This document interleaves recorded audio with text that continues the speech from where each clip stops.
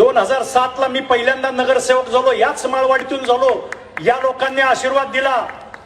त्यावेळी मी घड्याळाच्या चिन्हावर उभा होतो. तुम्ही घड्याळाचं बटन दाबलं. 2012 ला पुन्हा मी माळवाडी आणि 15 नंबरच्या भागातून नगरसेवक पदासाठी उभा राहिलो. त्यावेळी माझं चिन्ह घड्याळ होतं. तुम्ही घड्याळाचं बटन दाबलं.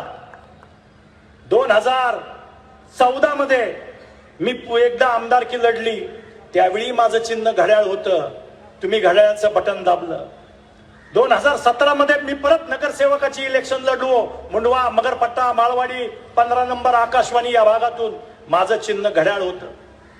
तुम्ही परत घड्याळाचं बटन दाबलं, मला निवडून दिलं. 2019 मध्ये मी आमदारकीसाठी हडपसर विधानसभेमध्ये उभं राहिलो.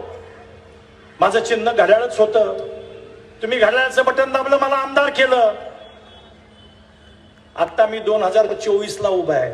आजही माझं चिन्ह घड्याळच आहे. आता मला सांगा, माझं काय चुकतंय? मी घड्याळावरच आहे.